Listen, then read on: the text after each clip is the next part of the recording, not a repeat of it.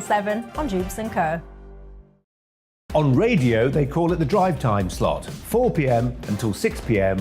as listeners head home. It's that part of the schedule when the dust of the day's events begin to clarify, and we try to make sense of it for you. Brazier is drive time for radio and TV. It's fast, it's punchy, it's opinionated, there's a Brazier angle and a little bit of levity. That's the question. That's two questions, actually. That's Brazier, Monday to Thursday, 4 till 6 on GB News.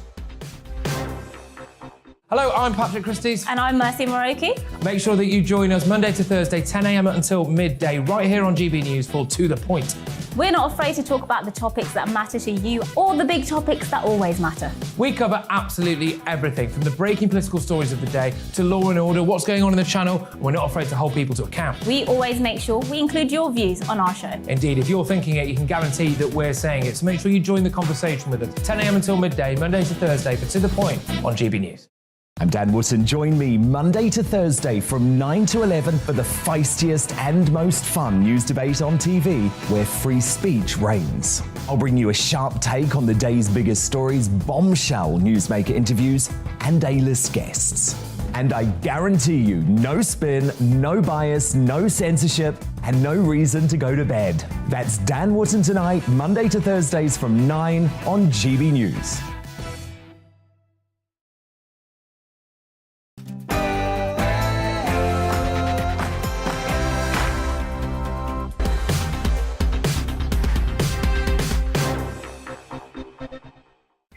Well, hi there and welcome to Brazier, fast-paced news from 4 until 6. Coming up on today's show, who is he? Should he lose his seat? The as-yet unnamed Tory MP accused today of watching porn on his smartphone in the House of Commons chamber. Is it a new low for British democracy or an allegation that can't possibly be proved? Also, who runs Britain's prisons? Each year it costs £50,000 to keep an inmate inside our jails. And today we learned how Islamist inmates preside over entire wings because guards fear being called out for Islamophobia. Also, if civil servants won't go back to work in the office and clear the backlog of passports and driving licences, is it time the government brought in companies to do the job the public sector can't? And the number of stolen dogs hits a 7-year high.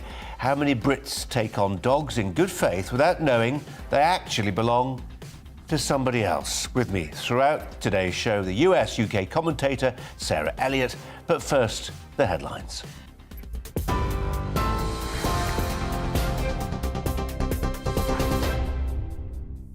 Good afternoon, it's 4:01. I'm Tamsin Roberts in the GB Newsroom. The Prime Minister has apologised to those who lost loved ones in care homes at the start of the pandemic. It's after the High Court ruled that the government policies to discharge patients from hospital to care homes were unlawful. The case was brought forward by two women whose fathers died from COVID-19 in 2020. Boris Johnson says that at the time, the government didn't know that COVID could be transmitted asymptomatically.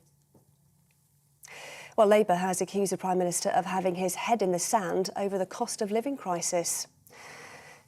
In the final Prime Minister's questions before the local government elections, Sir Keir Starmer said Boris Johnson is failing to manage the economy as the hike in national insurance takes effect.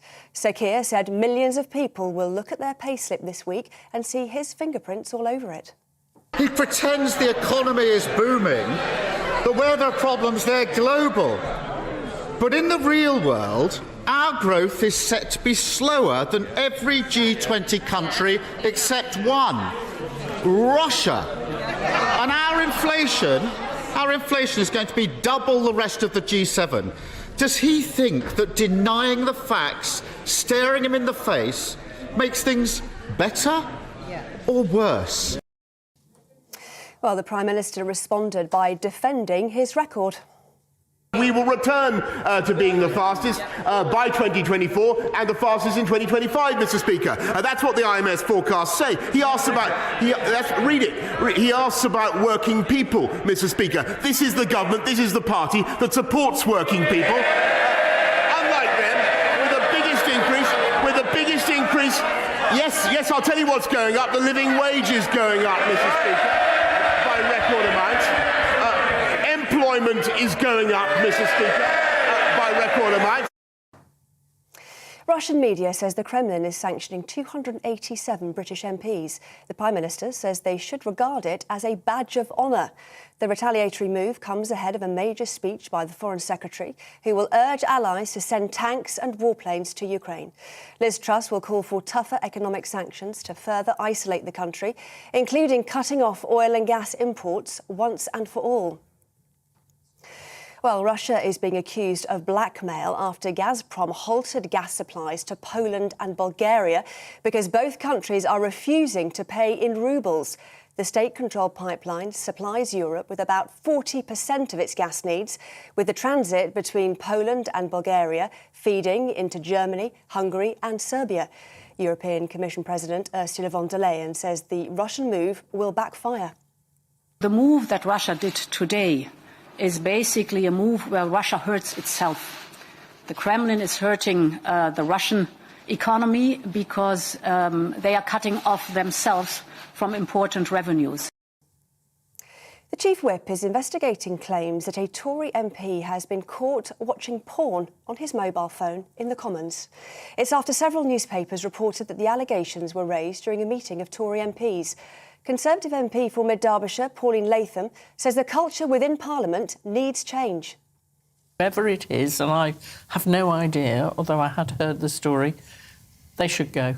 They should go, and that will mean their ministerial career is absolutely shot.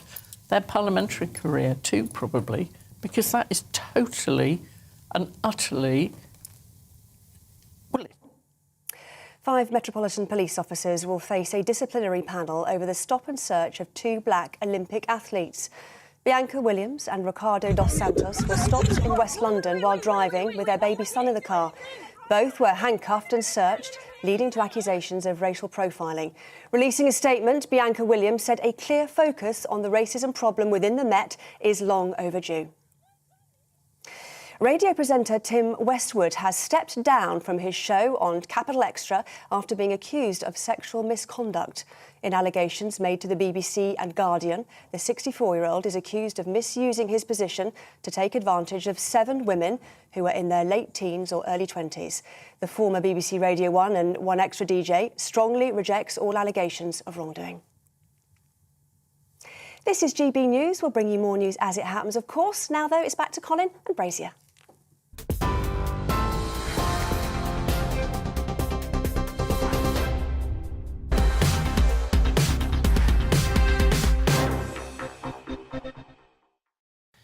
Six minutes past 4. Big developments in Ukraine. We'll share those with you very soon. But first, we start with this story. A female MP stunned Parliament today when she claimed that a male Tory MP had watched pornography while sitting alongside her in the House of Commons. Another female MP has apparently corroborated her story. The Conservatives are said to have launched an investigation, and it seems probable that the identity of the MP won't long remain outside the public domain. For many, this will seem like further evidence of a Parliament in the grip of practices that would never be tolerated in any other workplace. We're joining me, our political editor, Darren McCaffrey, to reflect on this, alongside Sarah Elliott, who's going to be with me in the studio for the next couple of hours. Thanks both. Darren, we're leading on this story today. We think it's important. Are we right? I think it is, in that it talks about or talks to those other kind of big cultural issues that people are questioning about Parliament at the moment. This all stems, actually, from the Angela Rayner story that we may remember over the weekend, which was reported in the Mail on Sunday. Wrongly, it must be said, but that had been claimed by other Tory MPs that she was kind of crossing her legs to distract the Prime Minister during PMQs, which then provoked a massive backlash with the Prime Minister saying that that was sexist and not acceptable today. That then led last night to a meeting of Conservative MPs, many female MPs, with the Chief Whip, in which they were raising issues of what they viewed as sexism and misogyny inside the Conservative Party. And that is where this allegation first was aired, if you like, where a female minister, it's not just a MP, but a minister, had said that she had seen and sat next to another male minister who was watching pornography on his phone in the Commons, and also, I think, in a separate the situation in a committee meeting, maybe when he was an MP. and that this has been, as you say, corroborated by another female MP. In the same meeting. So this is volunteered as an example of what's going on. Yes, in the same meeting. So quite extraordinary. I mean, one of those kind of jaw-dropping moments where you're like, really? No, we don't know the details of this. Last night, the female minister didn't name whoever it was, but the chief whip today said he is going to launch an investigation. I mean, you're entirely right in saying an allegation of this kind of seriousness.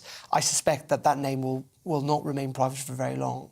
It's potentially career-ruining, Sarah Elliott. I wouldn't say potentially. I mean, it is. It will be career-ruining. Yeah. Well, I'll come on to that in a second, because this brings the House into disrepute, apart from anything else, doesn't it? But do we spare a thought at all, Sarah, for process? Is this one person's word against another? Two people's words against an individual? I mean, there has to be due process, and you can't... I think the name of the individual should be protected throughout the process. But if this is found to be guilty, if this person is found to have committed this, I think he has to go. I think that this is a line in the sand that has to be drawn. And it's because, porn is so prevalent in our culture now, and if you are very lax on something like this, I mean, gosh knows where it'll go from there. I'll bet you $10 his name is public on the internet before... Probably. I'm not sure that that's fair to him, perhaps. I think this should be taken care of, but I think this is an opportunity for the Chamber to really discuss etiquette and what's appropriate and what's not appropriate. This isn't etiquette. Etiquette's wearing, not wearing a tie or eating badly with a knife and fork. If I saw somebody in this newsroom, Darren, if you saw somebody in your office doing this, you'd tap them on the shoulder and say, "What are you doing? This is Parliament we're talking about." Yeah, I know, and you'd be right to take that to HR, and that person would probably feel... No, I wouldn't take it to HR. I'd just say, stop it. Right. Yeah, but also, of course, this newsroom, or indeed most places work, it is not our parliamentary chamber. It is not where laws are passed. Right. I mean, whatever one thinks about Parliament, we should hopefully hold it to a higher esteem than most average workplaces. I think what it does speak of, because this is also in the context... not just of Angela Rayner, but we know, or it's been reported, I should say, at the weekend, that up to 56 MPs, not just within the Conservative Party, but across the House, including, it's alleged, 3 cabinet ministers and several senior shadow cabinet ministers, are being investigated or involved some type of process about sexual misconduct, which the Prime Minister made it clear today, if anything were to be proven right, that would be a breach of the ministerial code and there would be disciplinary action. And it raises questions about the culture inside Parliament. And it's a big place, first of all. It's not just 650 MPs. There are thousands of staff who work there as well. But it is also a unique place in which, obviously, there is a parliamentary estate and there's parliamentary authorities, but in the end, those staff members who work for MPs report to their MPs. They are also not just their employers, but also their HR managers. And that's where sometimes people say that the system is then open to situations like this or to situations of abuse. And so that unique setup where there's not kind of cross-party or cross-parliamentary understanding of HR, it means that the system at the moment doesn't work and maybe encourages some of the stuff that we've seen reported. I'm really loath to say this because my natural instincts incline towards libertarianism. But have we not reached the point now, Sarah Elliott, where this needs to be a dry chamber, OK? I'm not suggesting there's a link here between somebody having had a drink and then scrolling through porn on their smartphone. It can't help. It can't help that our legislators often are 3 sheets to the wind. Yeah, I mean, and that is, I have to say, your reputation abroad, and how many bars are there in Parliament? It's an ongoing joke. And as it is with power... They're not allowed on the Hill. Is there booze in Washington? No, there's not a bar, to my knowledge, in the Capitol building itself. You have to go off-site, which is actually quite a long walk. So I agree with you, and it does affect people's judgment. And, sex and power has always been intertwined throughout history. And I think we're seeing it here. And, of course, in today's era, it's all very loose and fast and loose. And did you know that during the pandemic, half of the adult population was watching porn? I didn't know. Here in the UK. Wow. So it's very prevalent. If just on a point of principle, I'm surprised it's that low. just Darren, on a point of principle, okay, this is a case that somebody in the house looking at porn on their smartphone. There's got to be lots of other instances where people in the chamber or in committees are looking at their smartphones. Sometimes it's for research purposes, for the purposes of their work and representing their constituents. Sometimes they're going to be placing a bet, goodness knows what. I mean, do we reflect more broadly on the use of these things? Well, maybe we do, and maybe that's something that Lindsay Hoyle has to look at about whether phones should be allowed in the chamber at all. But we know at certain times that stories have happened, even during Prime Minister's Question Time, where people have found out either via tweets or WhatsApping, and MPs would say, for example, tweeting, even if they're in the chamber, is kind of part of their job. I think in the end, this is a workplace. People are normally allowed phones into workplaces. People text and do things during meetings in normal work environments.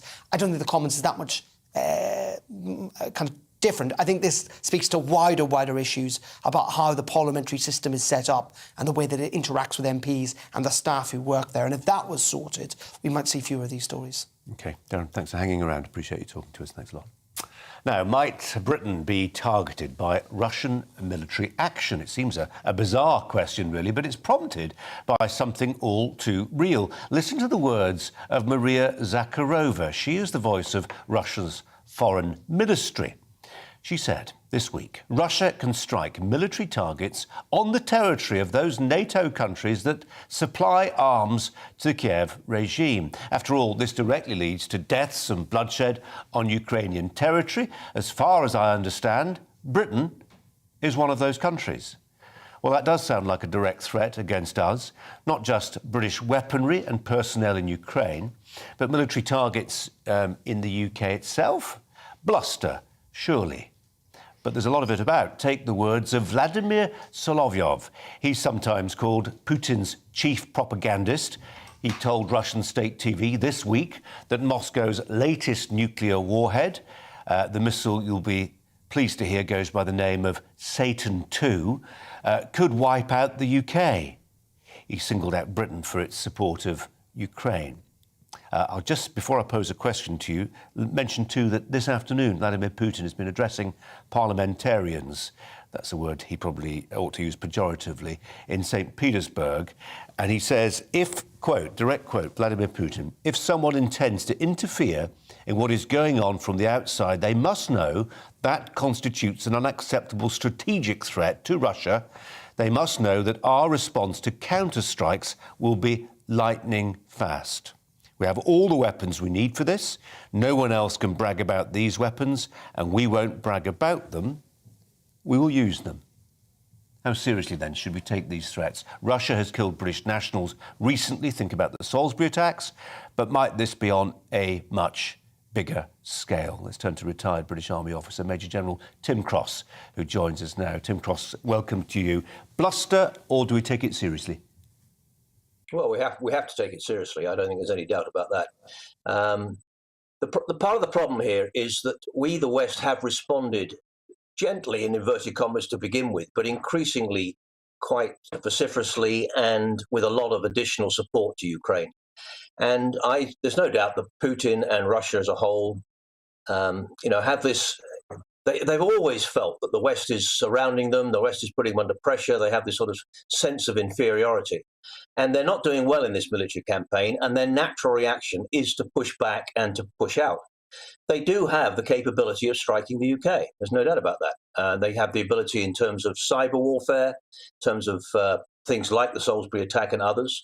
The question is, would they really use military, as in weapons, kinetic energy, to attack targets in the UK? I doubt that, to be honest, but nonetheless, we do need to take it seriously.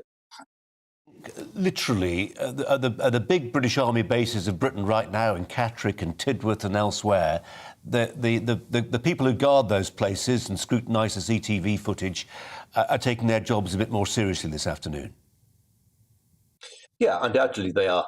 The security states in the military bases are a variable thing. They go up and down depending upon the threat. And obviously during the IRA years and the threat from terrorism and so forth, those security states went up quite a lot. That means, how guards operate and who you check coming in and out of barracks and all that sort of thing. To be honest, I'm not I mean, there is, I suppose, a potential threat that somebody would come into a military base and try and put a bomb in the base, as in a Russian threat. But as I say, most of this, I think, would be more to do with cyber attack or rocket oblique air attack. I mean, they have got strategic air capability. There's no doubt about that. But you're right. The bases have to ramp up their security, and they have to take this very seriously, along with the rest of us. It's a brave man and woman who's currently being posted as part of our Foreign Office mission to Kiev, because you'd imagine that would be quite an appealing target to the Kremlin. Yes, it would. And I don't think that threat against Kiev or indeed the other cities in the West has gone away. I think I've said before, we need to be careful about assuming that what Russia declares publicly is actually what's going to happen all the time. This idea that they've sort of abandoned Kiev, they've moved away from the West, they're now going to concentrate on a major offensive in the East against the Donbass and those two regions, the two provinces there. There's no doubt at all that they will, I'm sure, and are indeed putting up the pressure in the East. But that doesn't mean to say they won't attack from the north or the south and try and encircle the Ukrainian military, or indeed that they've given up threatening Kiev or the other cities. There's a Russian word called maskirovka, which is Russian deception operations, and that includes pretending to do one thing and actually putting a major emphasis somewhere else. So we need to be very careful about assuming that what we know is going on is actually what's going to happen, in the short to medium term. We've got very good intelligence, and the MOD, the British MOD's daily intelligence reports are very good. But nonetheless, there's always this, sort of sense that this Maskirovka business will play out. Events will play out differently as a result. Major General Tim Cross. Tim, thanks for your time. Appreciate it. Sarah Elliott's alongside me here. There's a feeling, and Tim Cross rather hinted at it there, that we've moved on some way. There's been a big strategic pivot by the West, if I can put it in those terms. 3 or 4 weeks ago, your president, Joe Biden, blocked any idea that NATO jets would be used in Ukraine. Increasingly, we're piling weaponry in. The language dial has been turned up by Putin. We want to assume, don't we, it's bluster. Yeah. What if it's not? Yeah, I mean, we can tell that he has no respect for human life, and he's waged war throughout his whole presidency or dictatorship. I do think, in a funny way, that the Brits should see it as a badge of honor that they've been singled out. Oh, great. In the sense that clearly you've showed leadership. The country has shown leadership and support for Ukraine outside of the EU. Apparently the Foreign Secretary this evening will talk about aircraft and giving aircraft to Ukrainians. So if the Foreign Secretary feels that in this environment, contributing that way will not escalate things, then maybe it is a bit more bluster than it's not. But again, it's real, and it's a real situation. We haven't been this close to direct confrontation since the 1960s. And it's a whole new world out there now. And we can't underestimate it. I do think we need to go about our lives as normal, and we can't make it a preoccupation of our minds. But it is a threat, and it is there. And we need, let's hope and pray that Putin will need to surrender. Yeah. Well, I hope so. I pray so. Sergei Lavrov, the Russian foreign minister, said the world is at a more precarious moment than it's been since before the Cuban Missile Crisis. Yeah. Heavens above. Sarah, for now, thanks very much indeed. After the break, Dominic Raab is set to expand the use of segregated jails within jails to prevent dangerous offenders from radicalising other Muslim inmates. Opponents say it breaches their human rights. First, let's have a look at the weather. Hello again, I'm Alex Deakin with your latest weather update from the Met Office. Another dry day for the vast majority tomorrow, and another pretty chilly start as well, as temperatures overnight tonight again drop down to freezing in places. High pressure is controlling our weather. It's been drifting down from the north, bringing with it cool air, and the winds coming in from the North Sea continuing to feed in quite a lot of cloud across the eastern parts of England in particular.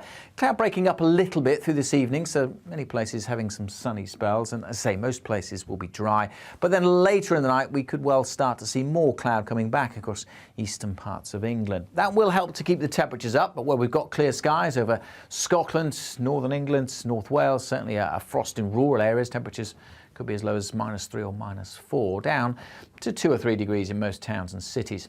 So a chilly start to Thursday, but again, for many western areas, a dry and a bright day. Lots of cloud again over the Midlands and eastern England, and for some here it could stay fairly gloomy all day. Thicker cloud might just bring 1 or 2 scattered showers over northern Scotland at times, but say most places looking dry with some sunshine in the south and west, 16, 17, Cardiff, Southampton, but under the cloudier skies, Hull and Norwich struggling to get much beyond double digits.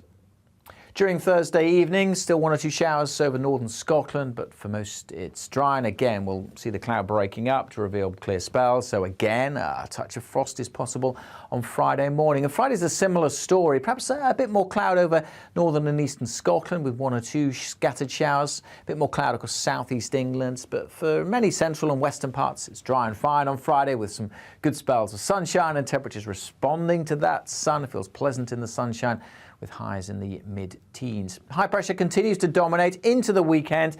Likely to see some showers in the far northwest on Saturday, but still for much of the UK, high pressure will bring fine weather on Saturday.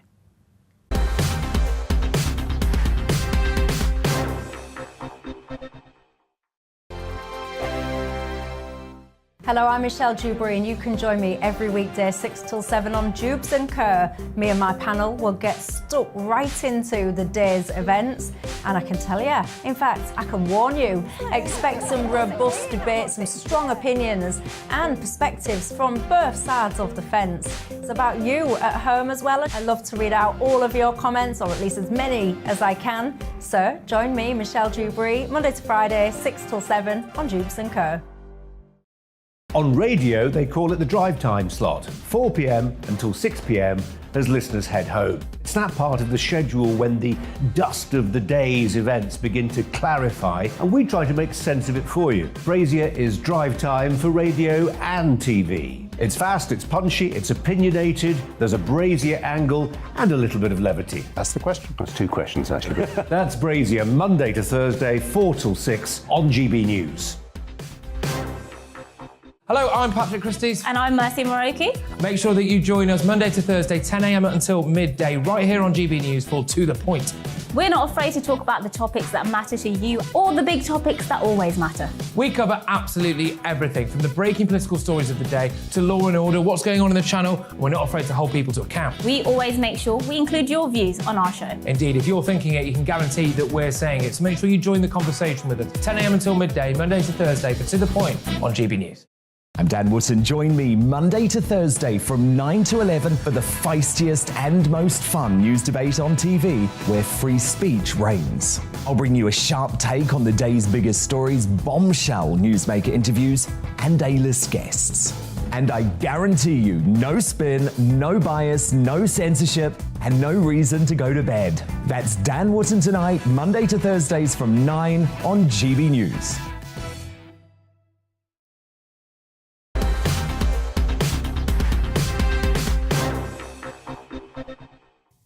At 26.5 minutes past 4, it costs about £50,000 of your money a year to keep someone in jail. We taxpayers might hope that for that kind of cash, prison would keep us safe from the people we send there.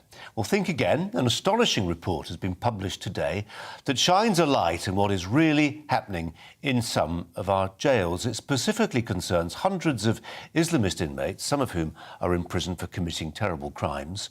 The report says that scores of convicts have effectively seized control of part of wings, and that prison staff are so worried about being accused of racism that Muslim terrorists have been able to set up, effectively, their own Sharia courts, and even order that fellow inmates, for instance, be flogged for breaking some Islamic laws. Emirs, selected by Muslim prisoners, dictate diets, sometimes to non-Muslim prisoners, as well as barring prison staff from Friday prayers and telling them, for instance, to remove their shoes. Who's in charge? The report was produced by the government's independent reviewer of terrorism legislation, Jonathan Hall QC. Let's turn to social policy analyst Dr. Rakib Hassan, who joins me now. Rakib, welcome to you. On one level, I'm not surprised by these findings. To hear them come from such an official source who's clearly looked into it deeply and talked to the people at the sharp end brings it home with some force, though. It's absolutely remarkable, Colin, the influence of Islamist extremism within our prison system. Tackling that should be a government priority. And I am pleased to see Dominic Raab's recent announcements that essentially bringing forward reforms which will enable better usage of the separation centres that we have in place within the prison system. But there have been previous reports that have been published in the past which have talked about Sharia-style proceedings within the prison system, forced conversions, inmates being threatened with violence if they do not convert to Islam.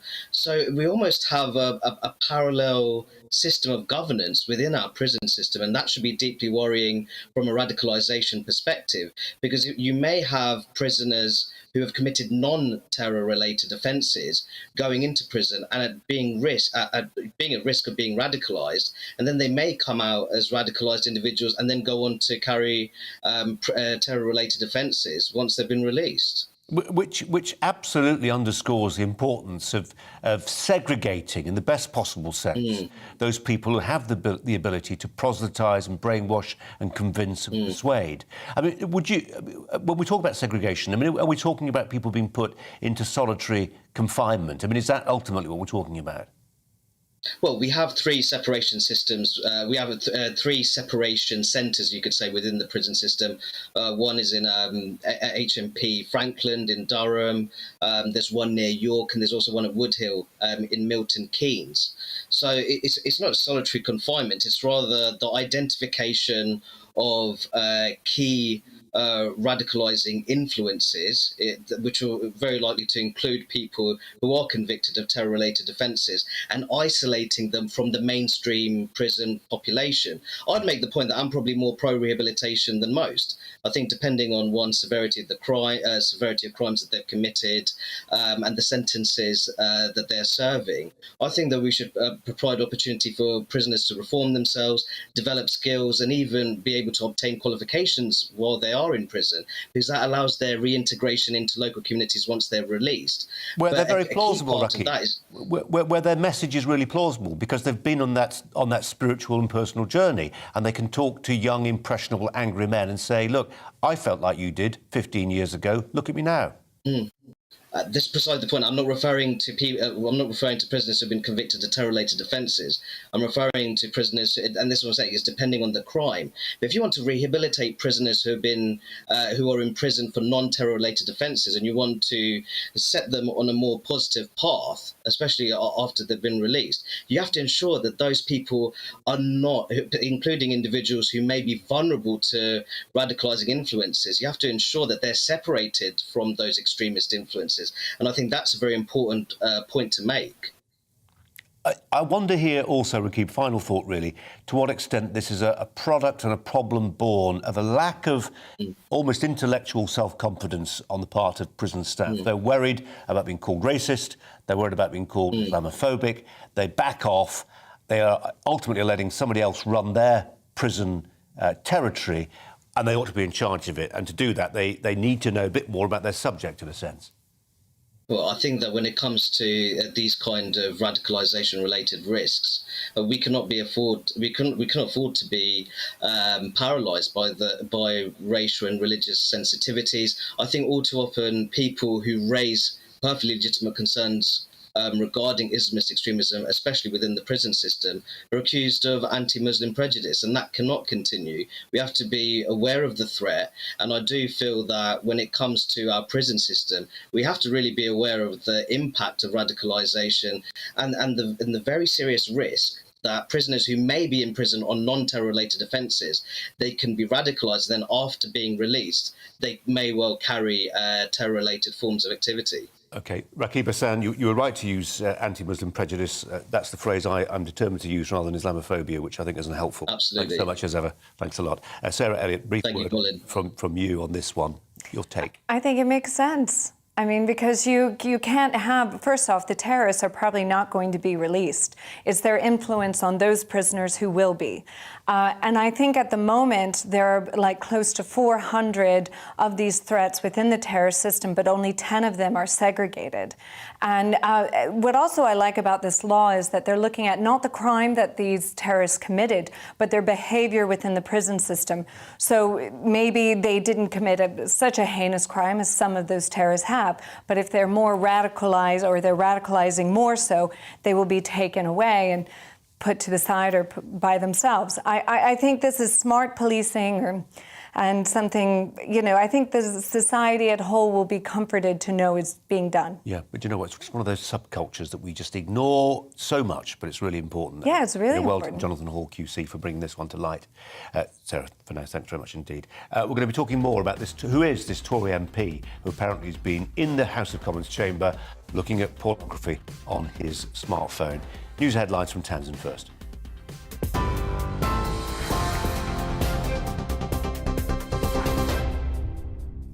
Colin, thank you. It's 4:33. Here's the latest from the GB newsroom. Sir Keir Starmer has accused Boris Johnson of having his head in the sand over the cost of living crisis. In the final Prime Minister's questions before the local government elections, the Labour leader said he's failing to manage the economy. Boris Johnson defended his record, saying the government has cut taxes for working people. The High Court has ruled that government policies on discharging patients from hospital to care homes at the start of the pandemic were unlawful. The case was brought forward by two women whose fathers died from COVID-19 in 2020. Judges said the regulations failed to take into account the risk to elderly and vulnerable residents from non-symptomatic transmission. The Prime Minister says the hundreds of MPs sanctioned by Russia should regard it as a badge of honour. The retaliatory move from Russia comes ahead of a major speech by the Foreign Secretary, who will urge allies to send tanks and warplanes to Ukraine. Liz Truss will say the West needs to cut off oil and gas imports once and for all. Radio presenter Tim Westwood has stepped down from his show on Capital Extra after being accused of sexual misconduct. In allegations made to the BBC and Guardian, the 64-year-old is accused of misusing his position to take advantage of 7 women who were in their late teens or early 20s.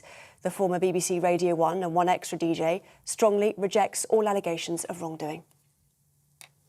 TV, online and DAB+ radio, this is GB News. In just a moment, it's back to Colin and Brazier.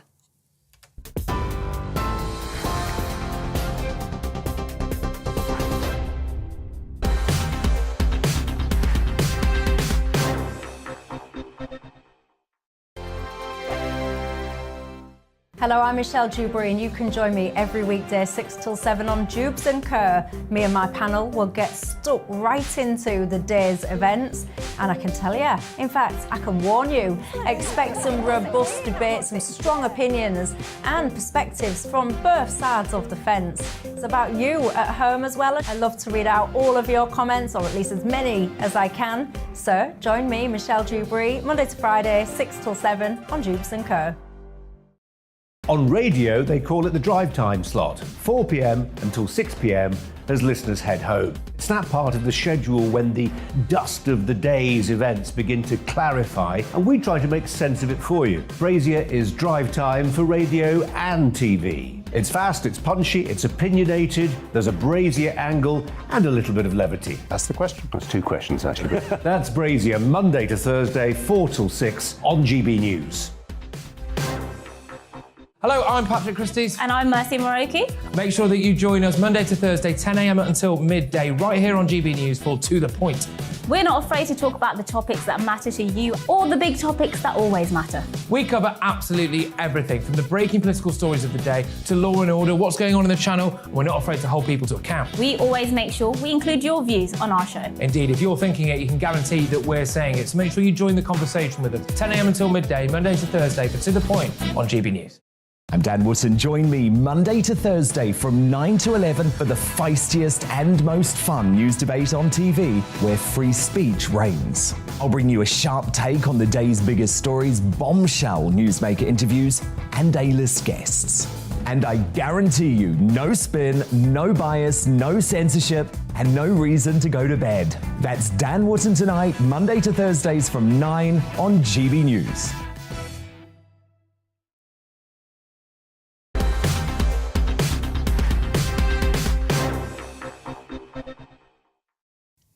Let's just bring you a breaking line. We won't spend long on this. It's been dealt with, it would appear. This is concerning the Chancellor, Rishi Sunak. You'll remember the controversy about non-dom status, his Indian national wife, and to what extent she was using a tax wrapper in India rather than paying UK taxes, and to what extent, if at all, that affected maybe some of his judgments at the Treasury.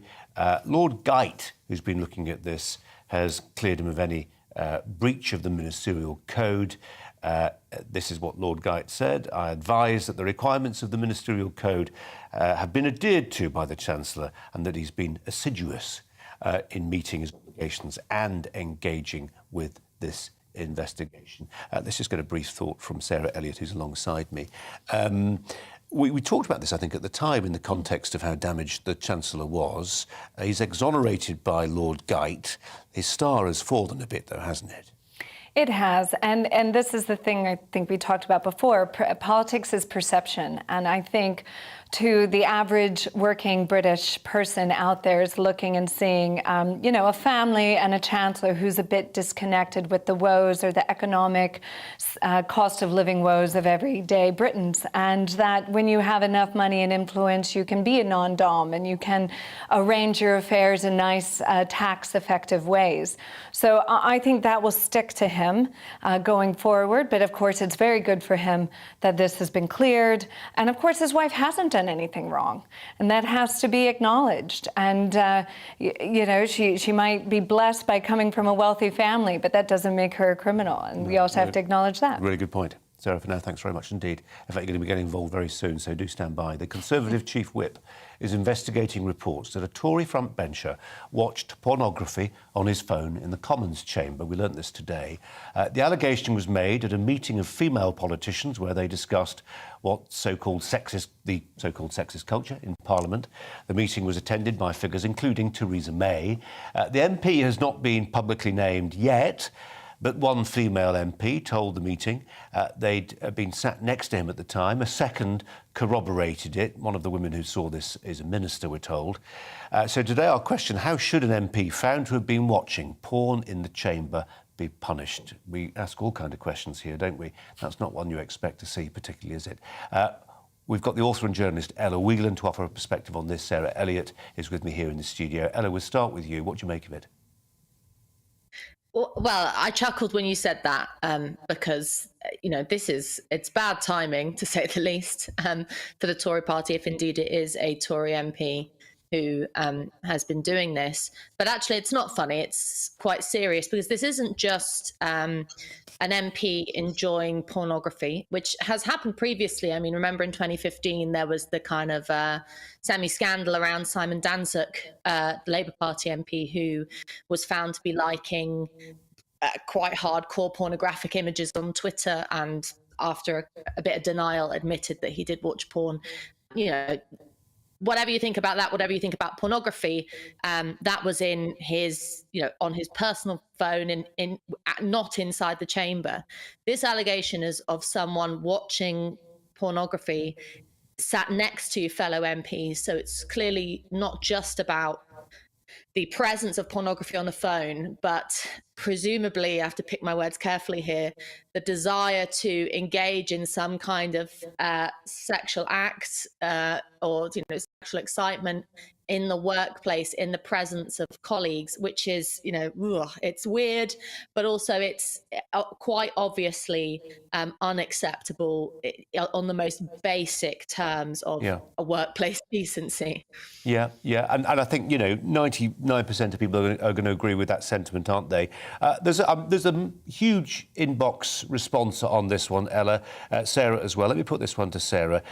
Most of them saying, whoever this is, it's prima facie bringing the house into disrepute. It's a terrible example. You wouldn't tolerate it in the workplace, your workplace. Why is it tolerated in the Mother of Parliaments? Edmund speaks for some when he says, unless it can be proven then it will remain just that, an allegation. Time for Parliament to be dealing with real issues affecting the electorate. Sarah Elliott, we often get this argument, don't we? Look, this doesn't matter because there's more important things going on. I think this does matter, doesn't it? Oh, it definitely matters. It sets a tone, it sets a standard. I mean, this is the heart of democracy for the Anglosphere, the Parliament. Are you going to accept something like that? And I personally think it's offensive and it's dehumanizing. I mean, that's my own personal opinion on pornography, but it should not be in the workplace, full stop, next to female colleagues. And it does. It puts the chamber in disrepute. He should be, at the very least, suspended in some sort of way, or there needs to be a definitive punishment for this or discipline. And I'm not beyond the pale of saying, you know what, you should know better. You're an MP. We are, the people's house. Out you go. You should have known better. Ella, Sarah was saying earlier, it's important to maintain due process in this, and part of that might be to retain the anonymity of this MP. Do you think that's right? Well, if it is the case that they enter into a workplace dispute, in which evidence has to be brought forward, and they have to be, as Sarah says, being given a fair trial, as it were, within the remit of kind of workplace affairs. Then, their career is about to come to an end, right? Their career is about to come to an end. Probably. Yeah, for the time. Yeah, which is it's a very serious thing to lose your job, especially if you're a politician. As much as it's a very serious thing to watch pornography allegedly watch pornography in the House of Commons. So, up until a point, I think that until a decision is made, they should remain anonymous. I mean, if it's the case that it's some kind of information comes out that, I don't know. I was thinking, what if it wasn't sort of pornography? They're watching a video of themselves or something. There's all kinds of things like that could come out that you might think, well, you'd have a different approach. And so due process does need to be followed. But if it does come about that they are sacked because of what has been alleged, then we do need to know. I mean, there's a strange thing going on at the moment. I've noticed that we've obviously had the Angela Rayner sort of scandal over the weekend, and there's lots of people who I've been disagreeing with on social media who've been talking very passionately about the needs for standards in the Commons, criticising Rayner for wearing a dress whose hem is not at her ankles. And they've been conspicuously silent around these allegations about pornography. Who could you possibly mean? I'm not going to name names, but there's something going on. And I just don't think we should... A more important point, which I don't know what Sarah will think about this, is that I don't think we should extrapolate from this or panic about this and suddenly start suggesting that the House of Commons is a bed of seedy immorality. This is one allegation, and the fact that it's so abnormal and people are rightly outraged about it tells you that we do still have some standards. Yeah. Do we, Sarah? I mean, I don't know. Yes, I mean, I think that's good that we have outrage, but we need to see really strong disciplinary actions so that there is some decorum there. And I do think we need to stop talking about Angela Rayner's legs and skirt hems, and let's get on to business. And I actually think the Speaker put fuel on the fire with the Angela Rayner stuff, and had he not said anything, it would be over and done with by now. So let's move on. Just on the point about anonymity, Ella, you were wondering whether whether it's right this MP ought to retain his anonymity. I'm not sure in a world of smartphones and the internet that it's going to last. We don't have a name within the next few hours. I'd be surprised if we don't have a name circulating on the internet within the next... That's not to encourage it, by the way, lest anybody thinks I am. It's just a statement of what I think is reality. Just one more email from Tim, who writes to say, surely a private matter, if done privately, and appallingly bad manners, and crass if done in public, positively insulting if done knowingly in the presence of most women and many men, he should apologise if he did it to those in his vicinity at the time and end the matter there. I don't think an apology will do it, coincidentally. But what Tim does in that email, Ella, is introduce the question of men and women being equally offended. I mean, I really hesitate before straying into this territory, but we were talking about it at some length in our newsroom earlier. Does it matter what kind of porn it is? I mean, if it was gay porn, does that make a difference? Because then you don't quite view it through the prism of the sort of misogyny story that's been circulating for 48 hours. Do you see what I mean? Yeah, I do see what you mean. I think it's a fair point. I mean, if it actually maybe it even matters what content of porn it is if it was involving women. I mean, there is I think on the basic level, being engaged in a kind of sexual act, which is, watching pornography is nobody watches it for the artistry, let's face it. So engaging in that in the workplace is just on a basic level unacceptable, because it's a boundary of private and public that you cross over, and you shouldn't cross over in the workplace. But in conversations around what pornography means for women's freedom and what ramifications it has, obviously that would be a different conversation if it was gay pornography. But it is important fact that the reason why so many women are opposed to pornography is not because it's sexually explicit, but because quite a lot of the content on those porn sites are, in fact, I'd go as far as to say the majority of content is degrading to women and plays off of old sexist tropes about women being subservient to men. Sarah Elliott, do we draw out some positive lessons? Might something positive become of this? And this isn't me just being one of those people just determined to be quixotic about everything. And I'm looking at one email from Ian who says, I've known men watch it in the office. They've been sacked.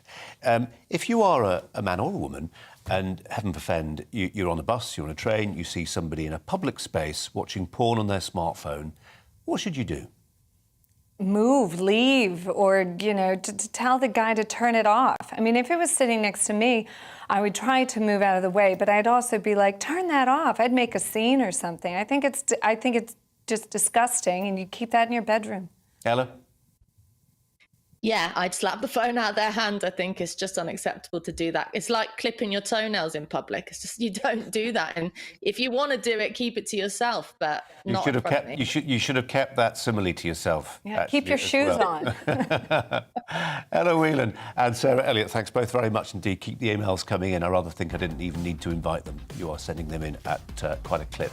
Coming up after the break, should Brits have a face-to-face consultation with a medical professional before they can have cosmetic surgery? MPs are considering reining in lip filler procedures. We'll talk that through with Veena Babu. First, let's have a look at the weather. Hello again, I'm Alex Deakin with your latest weather update from the Met Office. Another dry day for the vast majority tomorrow, and another pretty chilly start as well, as temperatures overnight tonight again drop down to freezing in places. High pressure is controlling our weather. It's been drifting down from the north, bringing with it cool air, and the winds coming in from the North Sea continuing to feed in quite a lot of cloud across the eastern parts of England in particular. Cloud breaking up a little bit through this evening, so many places having some sunny spells, and as I say, most places will be dry. But then later in the night we could well start to see more cloud coming back across eastern parts of England. That will help to keep the temperatures up, but where we've got clear skies over Scotland, northern England, North Wales, certainly a frost in rural areas. Temperatures could be as low as -3 or -4, down to 2 or 3 degrees in most towns and cities. So a chilly start to Thursday, but again, for many western areas, a dry and a bright day. Lots of cloud again over the Midlands and eastern England, and for some here it could stay fairly gloomy all day. Thicker cloud might just bring 1 or 2 scattered showers over northern Scotland at times, but say most places looking dry with some sunshine in the south and west, 16, 17, Cardiff, Southampton, but under the cloudier skies, Hull and Norwich struggling to get much beyond double digits. During Thursday evening, still 1 or 2 showers over northern Scotland, but for most it's dry, and again we'll see the cloud breaking up to reveal clear spells. So again, a touch of frost is possible on Friday morning. And Friday's a similar story, perhaps a bit more cloud over northern and eastern Scotland with 1 or 2 scattered showers, a bit more cloud across southeast England, but for many central and western parts it's dry and fine on Friday with some good spells of sunshine and temperatures responding to that sun. It feels pleasant in the sunshine, with highs in the mid-teens. High pressure continues to dominate into the weekend. Likely to see some showers in the far northwest on Saturday, but still for much of the UK, high pressure will bring fine weather on Saturday. I'm Liam Halligan. Join me every weekday at 1 p.m. for On the Money, your daily dose of economics, business and consumer news. I've got 25 years experience covering economics and finance. We hold grown-up discussions with a host of experts who really know their stuff. We can't buy gas and store it. That was a mistake, wasn't it? I think it was a mistake. Even you, Liam, don't have a crystal ball. Inflation's a real threat. Every weekday at 1, you're On the Money.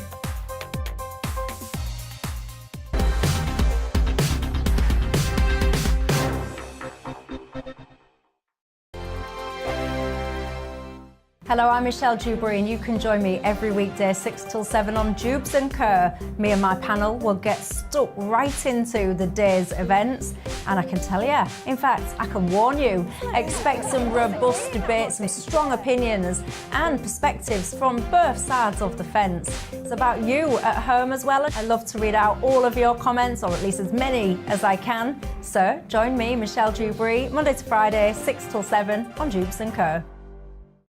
On radio, they call it the drive time slot, 4 p.m. until 6 p.m.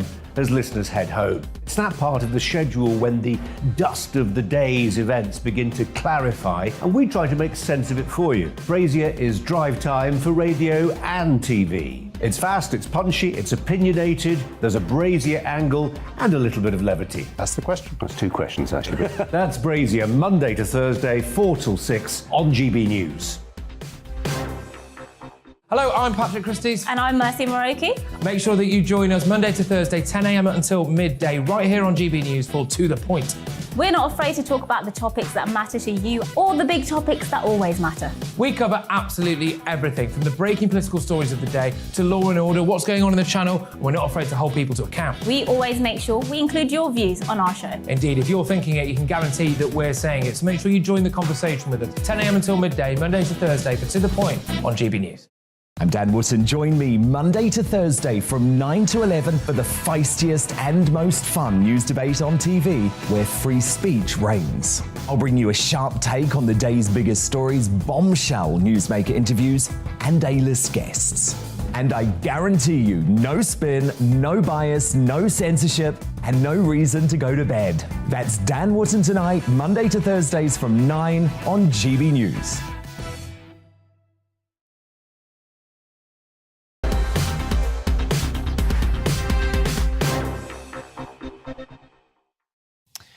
Call it the Love Island effect, or maybe it's the Kardashians. Big lips, all the rage, increasing numbers of Brits, including teenagers, turning to plastic to achieve the look they seem to crave. Dermal fillers and lip injections should be made prescription only to keep the public safe from botched cosmetic procedures on their faces. This is what an expert told MPs yesterday. Some cosmetic specialists say moving to a prescription model would lead to a crackdown on cowboy practitioners by making medical professionals responsible for dishing out the treatments. This would require Brits to have a face-to-face consultation with a medical professional capable of prescribing like a doctor, who would also explain the risks and benefits of the procedure. Let's turn to NHS GP Veena Babu, who joins us now. Hi to you, Veena. Are you seeing people coming through your doors who've clearly had botched surgery? Not to our GP surgery directly, but we've had patients describe previous experiences. And as you were just saying that, Colin, it blows my mind to think that this already happens without seeing someone face to face, when what you're actually doing is not a superficial treatment. You're injecting something into your skin or under your skin, into the layers, that could inevitably have lots of different effects. So it's quite alarming to know that people are willing to take these kind of risks for their health. It's an invasive procedure, and, you know, I could set up this afternoon to do it, not a qualification in sight. Yeah, that I don't think that's acceptable in any way, because you wouldn't expect that from your physician. You wouldn't expect that from a specialist nurse. In my personal opinion, if someone is trained enough to prescribe, so it could be a doctor, it could be specialist nurses, even some pharmacists who can prescribe, but then the people who inject need to have the training and the experience to understand, one, the anatomy, the possible complications that could occur alongside the desired, outcome and effect that a patient wants, but also be held accountable. Because, Colin, isn't that what regulations do? They allow structure and accountability for any discipline. And I think that's what comes into play. So I agree with the new changes. Yeah, but they're changes that revolve around a huge figure. I mean, I was reading up on this story for our chat, and we're talking about a £2.5 billion industry in the UK. That's a massive business model that's potentially going to be undermined if this comes to pass and if it has to be signed off by a clinician. We're looking at pictures, and apologies if you're watching or listening on radio, pictures of some of these botched procedures that have been done. Botox and the lip fillers were the first thing we saw there. And when I see the word prescription, Veena, I mean, does that mean we the taxpayers are a little bit on the hook for that, or would it be a case of paying for the prescription? No, absolutely not. I don't think that should mislead anybody. What it means is you need a medical professional to prescribe the product, be that the filler or the Botox, prescribe it so that the person who's injecting can then inject it. The entire cost of that would be a private cost that the patient then takes. It's nothing to do with the NHS. It's not on the NHS. So please don't worry about that. It's a complete private service at the moment, yeah. Yeah, got it. So there's no likelihood that we will see GPs like you called upon to sort of arbitrate on people requiring this treatment and signing it off, because heavens above, we did a story yesterday talking about how much pressure GPs are on, a reduction of the working day from 8 a.m, 6:30 p.m. down to 9 a.m. to 5 p.m. You don't need any more paperwork, do you? Absolutely not. And I don't think this is going to come down to GPs. And even now on the NHS, it's very rare if there is funding for cosmetic-related procedures. It's always to do with pathology and disease process. So I don't see this coming down the NHS route at all. This is going to remain with the private industry. However, what may spill over into the NHS is maybe some of the after effects, psychological or physical, that patients may endure from not having a trained professional address their face. Veena, nice to talk to you as ever. Thanks for your time. Thanks a lot. Veena Babu. Sarah Elliott's alongside me. I mean, we can talk flippantly as I did about the Kardashians and stuff, but this is an epidemic, isn't it? Yes, I mean, this explains why there's so many on the high street.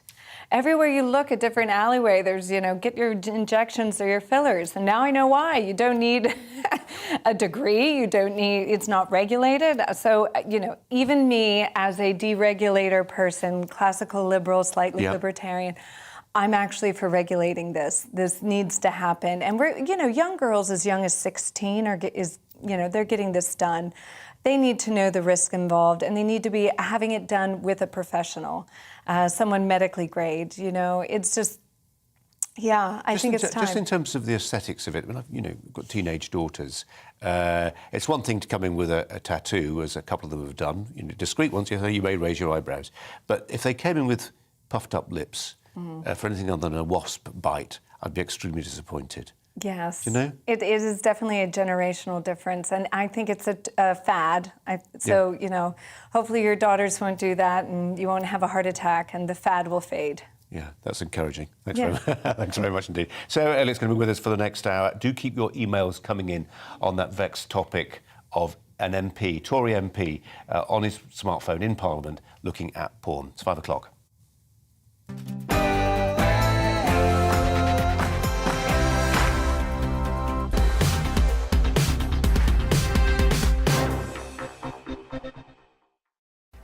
Coming up live at 5 on Brazier, who is he? Should he lose his seat?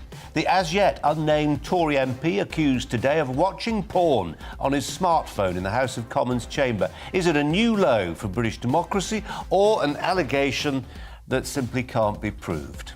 Also, who runs Britain's prisons? Each year it costs £50,000 to keep an inmate inside our jails, and today we learned how Islamist inmates preside over entire wings because guards fear being called Islamophobic.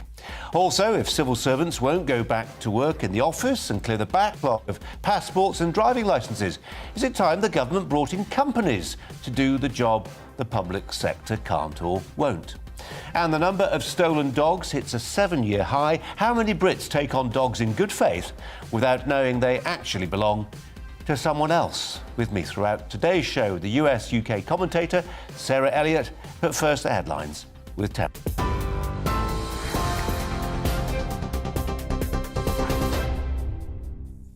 Colin, thank you. Good afternoon. It's 1 minute past 5. Here's the latest from the GB newsroom.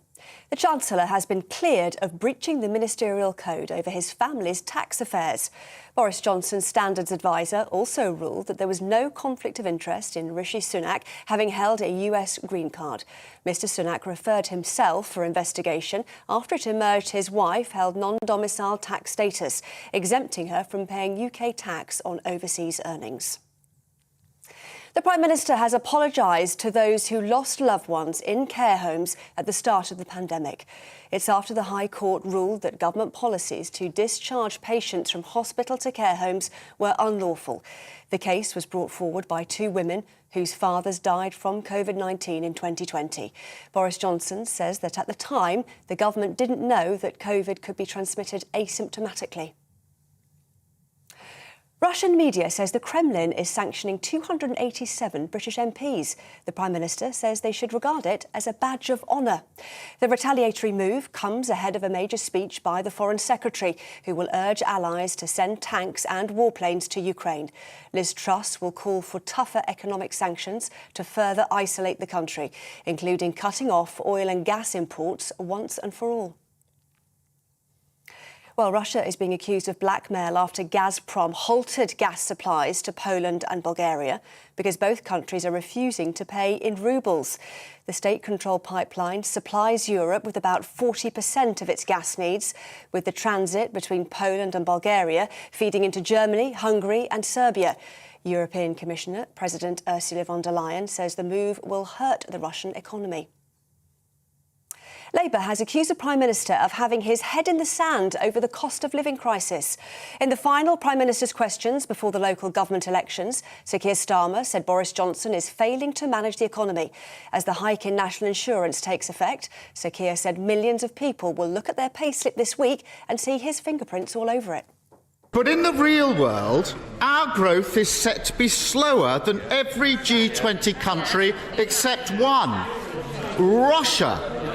And our inflation is going to be double the rest of the G7. Does he think that denying the facts, staring him in the face, makes things better or worse? Well, the Prime Minister responded by defending his record. This is the government, this is the party that supports working people. Unlike them, with the biggest increase. Yes, I'll tell you what's going up. The living wage is going up, Mr. Speaker, by record amounts. The Chief Whip is investigating claims that a Tory MP has been caught watching porn on his mobile phone in the Commons. It's after several newspapers reported that the allegations were raised during a meeting of Tory MPs. Conservative MP for Mid Derbyshire, Pauline Latham, says the culture within Parliament needs change. Whatever it is, and I have no idea, although I had heard the story, they should go. They should go, and that will mean their ministerial career is absolutely shot. Their parliamentary career too, probably, because that is totally and utterly, well, it's just not excusable in any way. 5 Metropolitan Police officers will face a disciplinary panel over the stop and search of 2 black Olympic athletes. Wait. Bianca Williams and Ricardo dos Santos were stopped in West London whilst driving with their baby son in the car. Both were handcuffed and searched, leading to accusations of racial profiling. Releasing a statement, Bianca Williams said a clear focus on the racism problem within the Met is long overdue. Radio presenter Tim Westwood has stepped down from his show on Capital Extra after being accused of sexual misconduct. In allegations made to the BBC and Guardian, the 64-year-old is accused of misusing his position to take advantage of 7 women in their late teens or early 20s at the time. The DJ, who left BBC Radio 1 and 1 Extra in 2013, strongly rejects all allegations of wrongdoing. This is GB News. We'll bring you more news as it happens, of course. Now, though, it's back to Colin.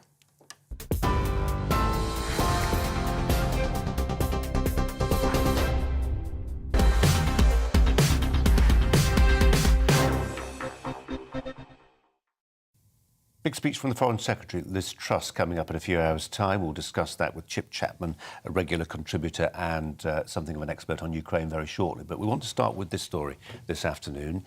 It goes like this. A female MP stunned Parliament today when she claimed that a male Tory MP had watched pornography while sitting alongside her in the House of Commons. Another female MP apparently has corroborated her story.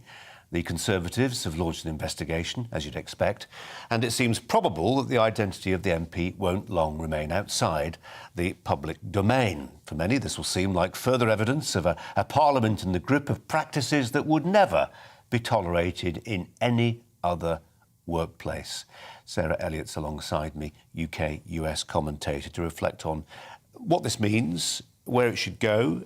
Prima facie, this is bringing the House of Commons into disrepute. Where does that take us? Well, it'll be up to the disciplinary committee what to do about this, and then that will leave a legacy and set a precedent for future incidences, or hopefully deter future incidences, you know? And I think we are in a very sexualized society, and it's quite normal to watch pornography, but it is not normal to do it in a workplace. It's unacceptable, and especially in the Commons, in the chamber itself, with female employees around, colleagues, and I don't think it matters what kind of pornography it was.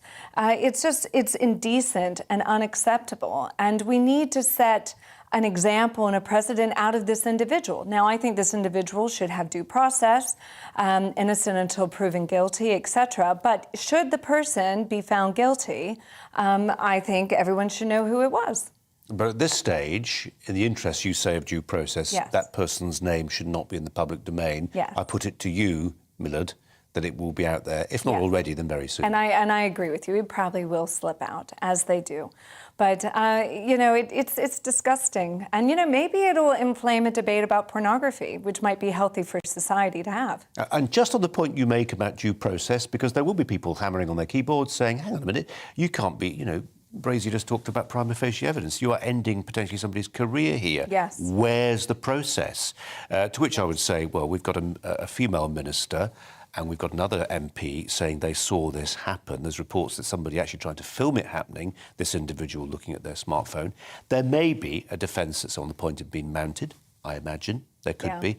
But as things currently look, we're right to, I think, make some of the assertions that we're making. Yes, and also I just think it means that the MP maybe not be taking his job as seriously.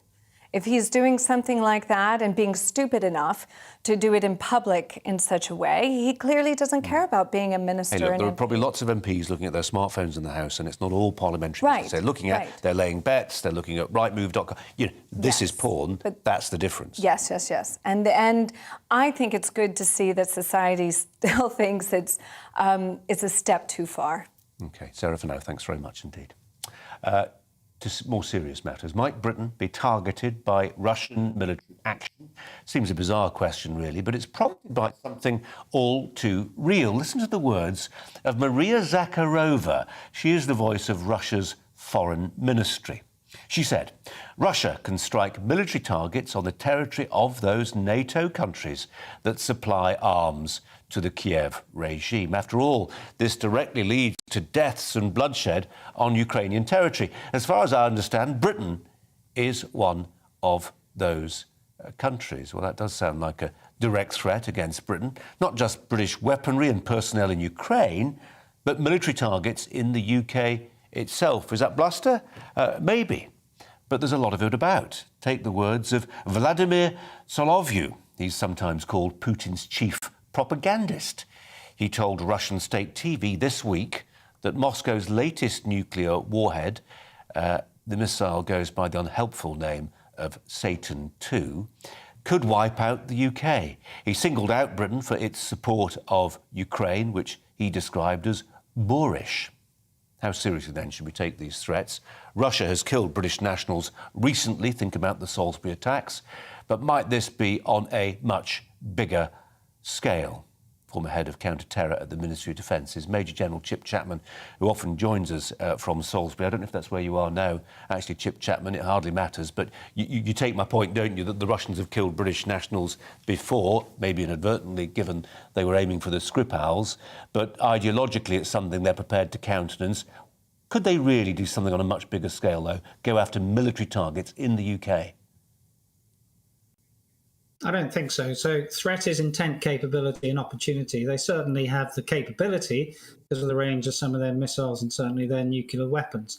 But you'd be really altering the sort of war that they've been fighting from a war which is limited by geography and objectives and targets to Ukraine to a total war, because an attack on the UK would probably be deemed within NATO as an Article 5 attack. Doesn't matter if it's one person or 100,000 people. And of course, there is a big difference between the threats with nuclear weapons, between tactical nuclear weapons Russians have already said they may use in Ukraine if things go badly, and a spasm war when you use theatre or strategic weapons to potentially destroy the entire United Kingdom, which is one of the threats about the Sarmat 2 missile that they talked about the other day. Interestingly, if they were, well, it's not interesting at all, it's devastating. Was to use something like Sarmat to completely eradicate Great Britain, that would probably lead to a atomic autumn across the world, where the dust that went up into the atmosphere would mean that temperatures would drop for a number of years, and there'd be a growing season which would be 10 to 40 days less than currently, and therefore there'd be absolutely food poverty across the world because there wouldn't be so much on the market. So I think it goes into this sphere of from the demands. Oh, Chip. Sorry, Chip, your signal's just breaking up. In London, UK. Yeah, so we'll give it a beat, actually, because it might sometimes clear itself up. As we try and wait for that to happen, here's a quote from Vladimir Putin today in St. Petersburg, where he was addressing legislators, parliamentarians, which I suppose in the Russian context is slightly pejorative, the idea of being a parliamentarian under a demagogue, let's face it. He said, if someone intends to interfere in what is going on from the outside, they must know that that constitutes an unacceptable strategic threat to Russia. They must know that our response to counterstrikes will be lightning fast. He went on, we have all the weapons we need for this. No one else can brag about these weapons, and we won't brag about them, but we will use them. Chip Chapman, I don't know if the line's improved, but that's a threat from Putin that he's prepared to use nuclear weapons. Well, it is, but we've got minimum deterrence. So, if there was a devastating strike, he doesn't know what the uncertainty is about the UK using their minimum deterrence, the continuous at-sea patrol vessels that we have. So I don't think there would probably be this spasm war. But we are talking potentially about a fairly unstable man who has made maximalist demands. And we may see this if things go wrong. It may not be linked to Victory Day, but escalation in terms of mobilization of the Russians, either in manpower or equipment or in these sorts of weapons, may happen if he is unsuccessful in the Donbass in the next 2 or 3 weeks, and may happen also if he is successful, because he may feel that if he encircles the Ukrainian army, then he's on the way to victory, mobilize, and then go for other objectives, including cutting north again to Kyiv. So we're at a dangerous time in terms of or success, which may or may not lead to mobilization in both cases. So there's a long way to go, and there's a lot of scenarios for the future, not certainties, and now casting and forecasting are really difficult with what's going on the ground at the moment. Chip Chapman, in 3 or 4 hours, Liz Truss, our Foreign Secretary, is going to make one of those big speeches at the Mansion House as a location in London, City of London, for that. We've seen part of what she's going to say. Let's make sure our own defences are up to snuff, but also let's continue to arm the Ukrainians with the technology they need to defeat their Russian adversaries. It does feel, and I'm just curious to know what you make of where this is coming from, it does feel like we've moved on significantly from where we were 5 or 6 weeks ago when Joe Biden said, let's not provoke a nuclear war, let's not give jets to the Ukrainians. It seems then there's been a kind of mission creep, and I understand why that is. What I don't understand is who's driving it. Well, it's driven by 3 things, both by national politics, alliance politics, and perceptions of Russia. And really, the answer is in what Putin has said in the last few days. The perception of Russia are more than they would be. And that's particularly relevant, I think, to the Germans, who are now providing heavy weapons. So 6 weeks ago, you'd have had the Greens and the Free Democrats who would have engaged with Russia based on the German Ostpolitik. That engagement makes more sense than force because of the futility of force in their history rather than utility of force. We've seen a complete turnaround from that in the aspects of 72% of the Greens, for example, support heavy weapons, 64% of the SPD and 65% of the Free Democrats. That is a huge shift based on the fact that Putin has shown that he has no regard for human rights for those sorts of political parties, and no regard for any values. So that is why that we've had this complete volte-face, and why the Americans have already committed, for example, $3.4 billion worth of aid, because they cannot afford to back off. The line has been drawn about what Putin is like and what Putin may do. Chip Chapman, appreciate it as ever. Thanks very much indeed for your time. Sarah Elliott's alongside me. Chip Chapman mentioning the American position there, and the line seems to have hardened. We're back in the Cold War, aren't we? I mean, it's kind of like terrorism has taken a back seat, 20 years after 9/11. And I think it is a new world order that is fashioning itself. And obviously, the UK is out of the EU, and all sorts of different alliances are kind of being reevaluated. I think that there will be a significant shift if the United States allows the aircraft from their air bases in Germany to go into Ukraine, because that was the original decision was no on that. And the other thing is training Ukrainian pilots to actually fly the US MiGs. So there is a gap in education, which I'm sure is being filled right now. But the big, I say, defining line in the sand is whether or not those jets will be allowed off a US airbase. Okay. So, no, thanks very much indeed. Just more Russia in just a second. But Rishi Sunak has been cleared of breaching the ministerial code by Boris Johnson's standards advisor. That's Lord Geit. This is in relation to Mr Sunak's or allegations over conflicts of interest relating to the Chancellor having held a US permanent resident card, the green card. Let me just briefly go back to Sarah Elliott, since the green card's invoked there. He's in the clear, Rishi, or is he? I mean, he's in the clear. I don't know about his political future in number 10 Downing Street. I do find it odd as an American that he had a green card and he hadn't let that go before running for office. But, he's in the clear, and he's now setting the finances aright. So he's trying to, and I'm sure he just wants to get on with the business. Yeah, the green card's gone. OK. Sarah, for now, thanks very much. Russia, then, does seem determined to cut off its nose despite its face. Today, the Russian energy giant Gazprom halted gas supplies to Bulgaria and Poland. As a result, European gas prices rose by a quarter in a day. So we will probably all feel the economic pain to some degree. But so too will Russia, as I say, which is losing an important source of foreign currency at a time when it can least afford to do so. Let's turn to Marek Matrasek, who's the chairman of the CEC Group, it's a leading political consultancy in Central Europe. Marek, thanks for your time. It's a big step. Good to see you again, Colin. Hello. Hi. It's a big step by the Russians, this. It is. Actually, it's something that Putin has provoked himself, because, as you know, originally the desire of Putin was to say to Western recipients of Russian gas, you've got to pay in rubles rather than hard currency. All this had to do, obviously, was shoring up the ruble exchange rate because of the sanctions against the Russian central bank. But this is an attempt, or more of a spiteful attempt, really, to try and damage the economies of Central Europe, particularly in the case of Poland. But it's actually a move which will largely backfire against Putin, because Poland is actually very well prepared to bear the brunt of this gas turn-off. And in fact, as you know, the Polish government over the last few weeks, led by Prime Minister Morawiecki, has been lobbying very heavily within the European Union for EU-wide sanctions to be extended to a ban on imports of not just gas, but also oil and coal from Russia.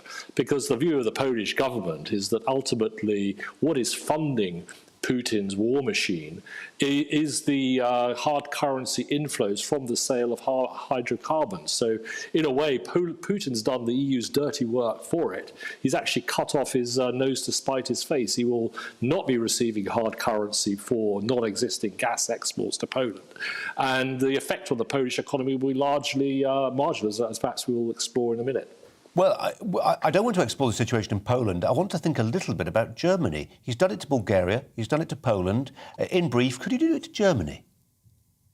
Well, I mean, I think this is a game with Berlin, because right now what has been preventing Berlin from acceding to the Polish and other Central European countries' calls for sanctions is the very large dependence of German industry on Russian gas. There's been a lot spoken about Nord Stream 2 and how that investment was stopped at the last moment. But bear in mind that Germany remains a very large consumer of Russian gas through the existing Nord Stream 1 pipeline, as well as the Yamal pipeline, which crosses through Poland, actually, into Germany. And one of the reasons why Germany has been resisting this call for these more severe hydrocarbon sanctions is because the calculated hit on German industry would be substantial. We're talking about 5-6% loss of GDP in one calendar year.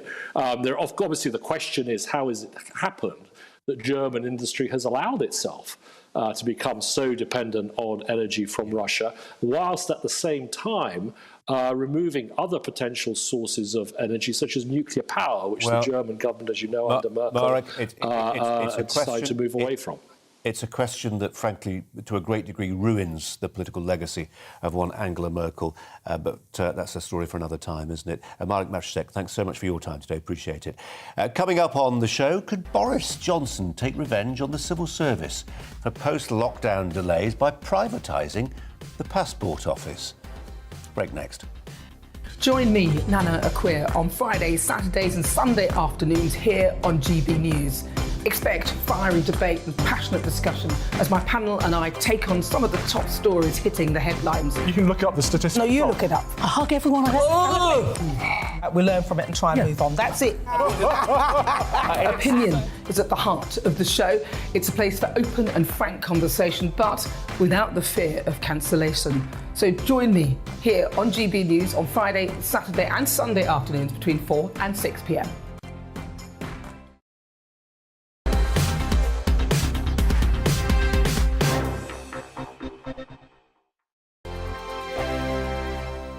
Hello, I'm Michelle Dewberry, and you can join me every weekday 6 till 7 on Jubes and Kerr. Me and my panel will get stuck right into the day's events, and I can tell you, in fact, I can warn you, expect some robust debates, some strong opinions and perspectives from both sides of the fence. It's about you at home as well. I love to read out all of your comments, or at least as many as I can. So join me, Michelle Dewberry, Monday to Friday, 6 till 7 on Jubes and Kerr.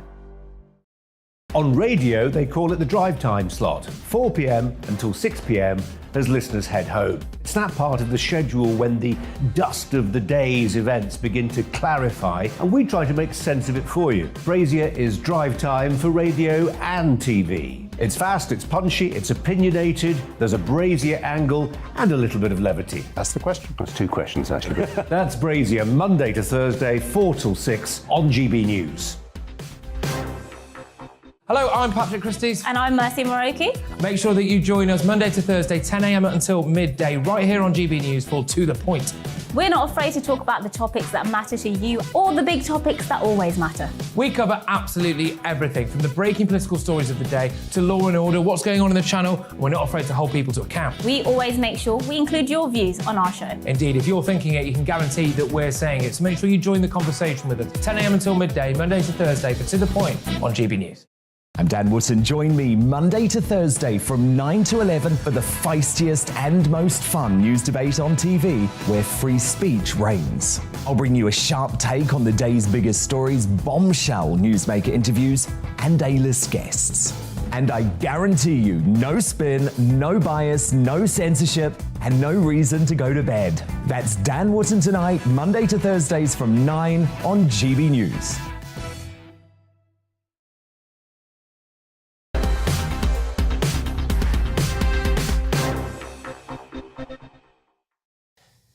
Yesterday, we reported on the holiday chaos potentially facing thousands of holidaymakers over delays in issuing new or replacement passports. Today, Boris Johnson is said to have told Cabinet colleagues that he's prepared to privatise the passport office if it does not start delivering better value for money. The Prime Minister is expected to call for urgent talks with its bosses next week.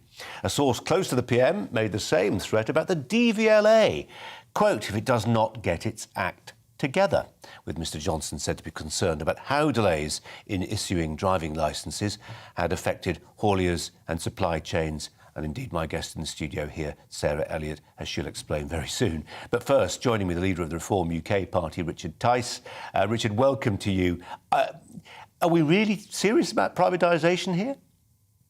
Oh, I think credit where credit's due, actually, Colin. I think the Prime Minister is quite right to put pressure on underperforming, badly performing public services. There's no reason that the civil service should run what is basically a administrative process for passports, likewise with driving licenses. The reality is what we've seen is almost all of these staff have enjoyed working from home for the last couple of years, and the waiting times and the queues have got longer, which just goes to prove, Colin, that actually working from home full-time leads to lower productivity.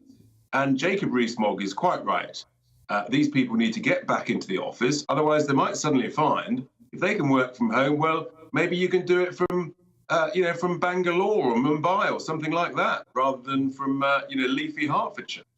Yeah, I'm not sure that would make getting a passport renewal any easier necessarily, dealing with Bangalore. Colin, absolutely. If it's all done online, and they think they can work from home, then you don't need to pay a civil servant 30, 40, 50 grand in Hertfordshire. You see the point? I think these people need to get back. I think they need to get back in the office, and they need to start performing. Waiting 10 weeks for a passport that might turn into 4 or 5 months. The heart-wrenching stories you continually hear, it should be like 2 weeks as an absolute. This is not a difficult process. No, I was talking to Simon Calder. I was talking to Simon Calder, the travel expert, about this on air yesterday, and he was saying I was talking to the Home Office about this at the beginning of the COVID lockdown, saying you are going to get people delaying applying for new passports, replacement passports, and then you're going to get this great big rush, and you won't be able to cope. So get ready for it now. And they ignored him. Just on the point of principle about privatisation being perhaps a stick to hold over the passport office, part of the problem I read with passports being delayed is that the courier service is getting it wrong. They've not got right of reply to that, but it's out there in the public domain. That's a privately owned courier service. Sure, and there may well be bumps in the road, and they should be ironed out. But in a sense, again, that's about performing, and someone should hold them to account. The issue with the passport office, because it's civil servants, no one can hold them to account. And the best way to hold them to account is to, as you say, and I think the Prime Minister is right, wave a stick over their head and say, look, folks, get your act together, start performing. We're paying a lot of taxes and a lot of money for very poor service. And if you don't deliver it, then frankly, someone else will. And a lot of the staff, and apologies if you're listening on the radio, but we were just showing pictures of a passport office in London, I think it was anyway. And if you're a civil servant working there, Richard, you enjoy the benefits of the taxpayer-funded London waiting, even though right now you may be working from home and that ain't London. Well, the clue's in the name, isn't it, Colin? You get London waiting for working in London. So if you're working from home, you're not in London, then you shouldn't get the waiting, and it should be automatically deducted from your wage because you don't need it. Richard, just while we've got you, and I completely understand if you don't want to answer this question, but I'm keen just to sort of spread the net of opinion on our lead story today, sensitive territory, allegations from 2 Conservative MPs, one a minister, who says she saw in the House of Commons a fellow Conservative MP looking at porn on his smartphone. How do you respond to that story? Colin, to be honest, I'm blindsided by that. I don't know. All of this stuff, for what we know, is it just scurrilous, jealous, tittle-tattle? I don't know, Colin. It sounds awful, but I'm sort of... let's just hope it's nonsense. Yeah, that's a good response. Sorry to bounce you into it, but you're absolutely. It's entirely reasonable to say. Give me a second to think about that. Richard Tice, as ever, thanks very much indeed for your time. Sarah Elliott's alongside me to reflect on the point about the passport office and the DVLA. For you are one of those in the queue. Yes, I think 5 months waiting for my driving practical test. And I'm on all the apps and I'm trying to move my date up for cancellation and everything. But this has been an ongoing process. It took 10 weeks to get a provisional driver's license in the post. There was no expedited way to do it. There was lockdown. I mean, they've got their excuses. Yeah, but it's 2 years on now, and we've been out of lockdown pretty much since last summer, And what I love about this is, you know what? If you're not going to do your job, we'll give it to somebody else. Ronald Reagan said that to the Air Traffic Controllers Union. And you know what? He fired 13,000 people because they wouldn't show up and do their job. Yep. If you don't want to do it, I'm sure we can find someone else to do it. The problem with that, Sarah Elliott, is what we had yesterday in the Irish sea when you've got the European causeway, a ferry capable of carrying 410 people. It's suddenly adrift 5 miles off Larne, off the Northern Irish coast, because the people sacked by P&O couldn't make the engine room work. And suddenly the things, you see what I mean? There are limits to the kind of red-blooded privatisation ethic. Yes, I mean, I would hope if you have a boat, you have people who actually know how to run it in the boat. Note to P&O. Note to P&O. Make yes. sure you get people who know what they're doing. Thanks very much indeed. Coming up, we're going to discuss why the rural economy is being held back and why levelling it up could boost the whole UK, according to a new report. First, though, here's the latest news headlines with Tamsin.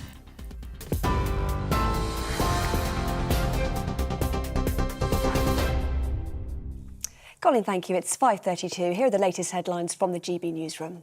The Chancellor has been cleared of breaching the ministerial code over his family's tax affairs and holding a US green card. Mr Sunak referred himself for investigation after it emerged his wife held non-domicile tax status, exempting her from paying UK tax on overseas earnings.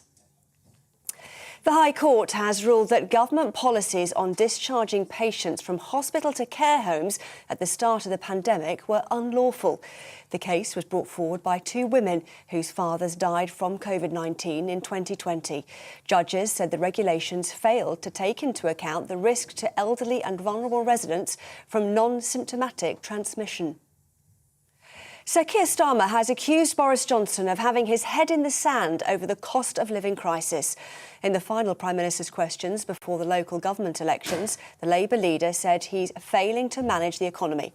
Boris Johnson defended his record, saying the government has cut taxes for working people. The Prime Minister says the hundreds of MPs sanctioned by Russia should regard it as a badge of honour. The retaliatory move from Russia comes ahead of a major speech by the Foreign Secretary, who will urge allies to send tanks and warplanes to Ukraine. Liz Truss will say the West needs to cut off oil and gas imports once and for all. Radio presenter Tim Westwood has stepped down from his show on Capital Extra after being accused of sexual misconduct. In allegations made to the BBC and Guardian, the 64-year-old is accused of misusing his position to take advantage of 7 women who were in their late teens or early 20s. The former BBC Radio 1 and 1 Extra DJ strongly rejects all allegations of wrongdoing. TV, online and DAB+ radio, this is GB News. Don't go anywhere though, it's back to Colin and Brazier in just a moment.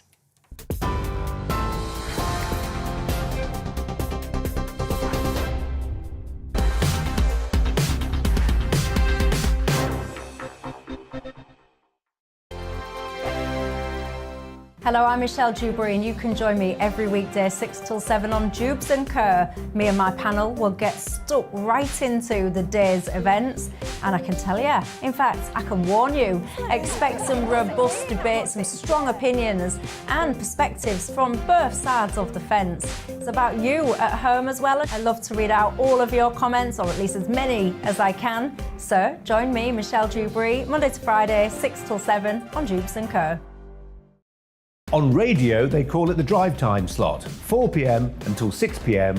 as listeners head home. It's that part of the schedule when the dust of the day's events begin to clarify, and we try to make sense of it for you. Brazier is drive time for radio and TV. It's fast, it's punchy, it's opinionated, there's a Brazier angle and a little bit of levity. That's the question. That's 2 questions, actually. That's Brazier, Monday to Thursday, 4 till 6 on GB News.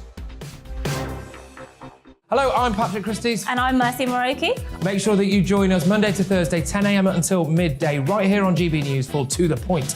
We're not afraid to talk about the topics that matter to you or the big topics that always matter. We cover absolutely everything, from the breaking political stories of the day to law and order, what's going on in the channel. We're not afraid to hold people to account. We always make sure we include your views on our show. Indeed, if you're thinking it, you can guarantee that we're saying it. So make sure you join the conversation with us, 10 a.m. until midday, Monday to Thursday, for To The Point on GB News. I'm Dan Wootton. Join me Monday to Thursday from 9 to 11 for the feistiest and most fun news debate on TV, where free speech reigns. I'll bring you a sharp take on the day's biggest stories, bombshell newsmaker interviews, and A-list guests. And I guarantee you, no spin, no bias, no censorship, and no reason to go to bed. That's Dan Wootton tonight, Monday to Thursdays from 9 on GB News.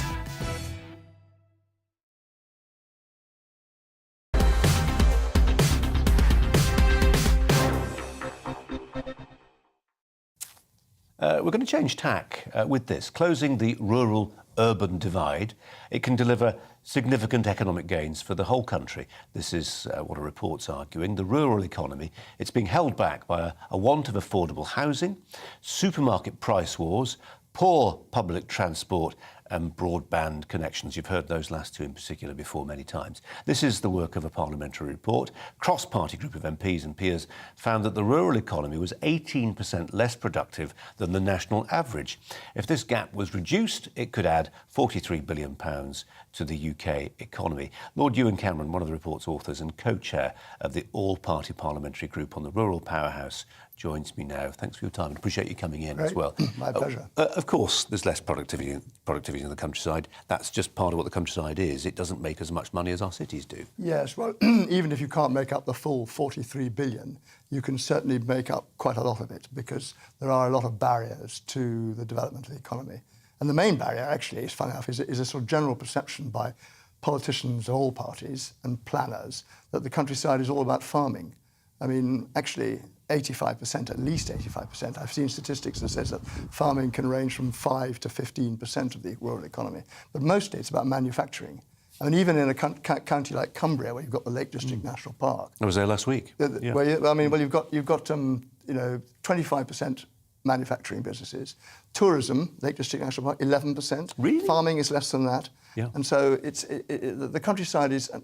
Planners think that it should be an ideal dormitory towns in the villages, and I have this vision that villages should be places where you can work, rest, and play, not just rest, which is what the planners. So Elliot, give us an American perspective on this. What lessons can we Brits learn for the development of our countryside from America? You're giving me that look that says I wasn't expecting that. No, Anything you want to talk about then? Yeah. Well, I mean, I remember when. Sprawl was, a bad thing, and we were trying to protect our, our countryside and that sort of thing. And I think the biggest challenge Americans have now is that the small family-owned farm is now going into the big corporate farming, and so there's just as true in the UK. Yeah, it's really centralizing, and family farms are being lost and that sort of thing. But America's not short of space, so we're not worried about our land disappearing. We also have protected space and that sort of thing. And we love our countryside. We also try to protect it, that sort of thing. But we're not afraid of urbanization at the same time. And sometimes, Lord Cameron, in bringing money into the countryside, you do rip the community out of it. I mean, if you think of something like, and I know I don't want to sort of single out Airbnb, but you can think of some locations when the spirit of a community has been hollowed out by this endlessly peripatetic influx and outflux of people staying in a flat or a farmhouse or whatever else is. But that's bringing money into the economy, isn't it? It does bring money into the economy, and I've got nothing against incomers, but we need to try to make certain that we have some affordable housing. I mean, in Cornwall, where I live, there are hospitals, shops, businesses can't get the right employees because the employees have got nowhere to live. I mean, the price of a house in Cornwall is now, I believe, 11 times the annual wage, an average annual wage down there. I mean, it's almost impossible. So, so we've got to have more affordable housing, and to some extent, the government policies need to be changed on that, because they have this vision that you can't the planners can't insist on an affordable house or even two affordable houses in a development of 10 or under houses, which most of the villages depend upon those sort of small developments to grow so they can keep their pub, keep their schools, etc., etc. And somehow we've got to try to make certain the government changes that policy to allow affordable houses to get going. Well, what do you say to nostalgists, I suppose, like me, who quite like the distinction between rural and urban? I think it creates more diversity within our country. And I think if there are a set of ethics and values that go with rural life, self-reliance, a certain independence of spirit, a certain flintiness, they ought to be encouraged. Yeah, but you don't want to condemn the people who are born and brought up in the countryside to some sort of background of poverty to satisfy the nostalgics, well like put. you or not. I think that you've got to try to. There's tremendous enterprise. I mean, in rural England, which represents, I think it's 18% of the population is rural. We provide 29% of the vatable businesses in England. But we've got a lot of enterprise, a lot of spirit, a lot of self-employed people, and there's an enormous amount of poverty too. I mean, but Cornwall, in Cornwall particularly, but they're enterprising. I mean, a figure I'm always rather proud of is that of those who are below the poverty line, in urban areas, 8% are self-employed. In rural areas, it's 22%. In Cornwall, it's 28%. In other words, if you've got problems, you get up off your backside, go out and try to find something to do, and you do it. You know. And just before we let you go, on the 20% manufacturing figure, what are they making? Don't say everything. Well, I mean, almost everything. I mean, you know, from sort of. I mean, I went into a business the other day where they're making boxes, beautiful boxes for instruments, either musical instruments or theodolites and something. You know, the felt inside and designs, and I mean, lots and lots of small things. Yeah, these are often little industrial estates, Little farmland and farmyards. Exactly. In farmyards, in villages. Which I would like to see more in villages. Exactly. Yes. Lord Cameron, thanks for coming in. Really appreciate it. Great, my pleasure. Thanks. Now, here in Britain, the country's main supplier of NHS ambulances has suspended normal production. Instead, the firm is converting armoured vehicles into ambulances for use in the Ukraine war. This is the Venari Group. They're in East Yorkshire. Sounds like they might be one of those manufacturers that Lord Cameron was just talking about. It's already transformed 50 former British military vehicles into battlefield ambulances, with more, sadly, on the way. Our security editor, Mark White, has this report. Inside this vast facility, they're working flat out. A Yorkshire ambulance manufacturer now playing its part in the Ukrainian war effort. But these are no ordinary ambulances. They are specially converted former British military armoured vehicles, providing Ukrainian medics with far better protection in the conflict zone. The company, Venari, normally supplies the vast majority of UK ambulances. But all that's on hold, as everyone here is desperate to help Ukraine. Something that we've seen on this project, like no other, is that the guys are coming from the homes where they've been watching the news with the war unfolding. And for them, and for myself, and for all of us, it doesn't seem to be business at the minute. This is personal. And the guys are building with that personal edge to them. They're working through the break times. They're starting an hour earlier without clocking in. They're finishing later with, whilst clocking out before. We're all putting in over and above. It's nothing by comparison to what the Ukrainians are doing on a daily basis. Less than a month after they started this process, the company has already converted around 50 armoured vehicles into ambulances. The first 15 have now been delivered, driven to the region by Venari staff and handed over to Ukrainian medics. The Ukrainian authorities tell us they've been losing around 15 ambulances a day in the conflict. So these specially designed armoured ambulances, better able to resist gunfire and explosions, have never been more urgently needed. At the very least, the Russians have been indiscriminate in their targeting. But many Ukrainians claim their medics have, in some instances, been deliberately targeted. Earlier this month, this former NHS ambulance was badly damaged by shell fire outside a hospital in southern Ukraine. The loss of ambulances has forced locals to use completely unsuitable vehicles to transport the injured. An ambulance is a good piece of kit and it's designed to do its job, but take away that infrastructure, take away the safety and add in maybe sniper fire and maybe close-on explosions and the rugged terrain of a conflict zone, and you've now got the perfect vehicle to do that.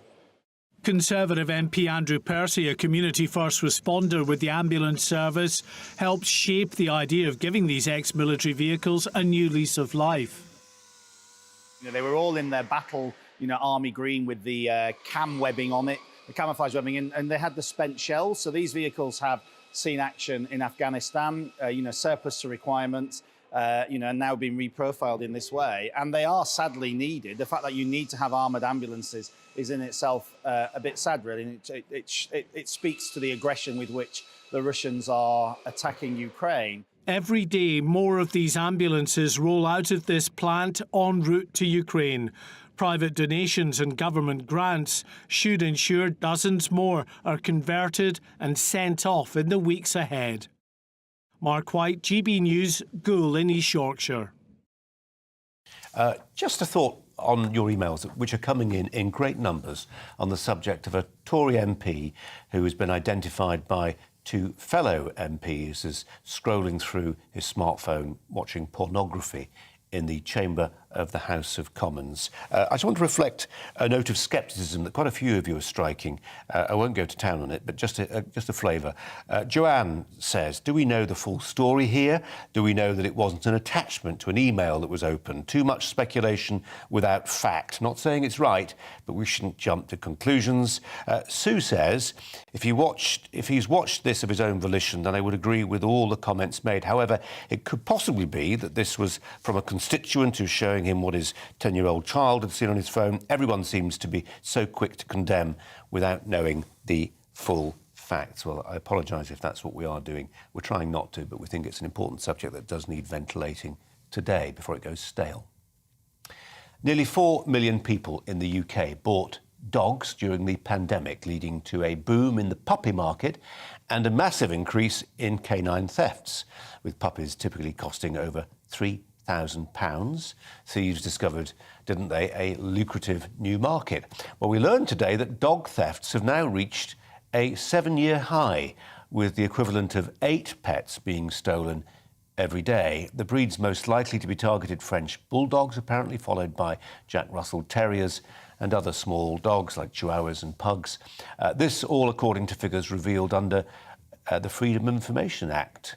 We're joined by Debbie Matthews, and we ought to say her miniature schnauzer, Pepper, from the Stolen and Missing Pets Alliance.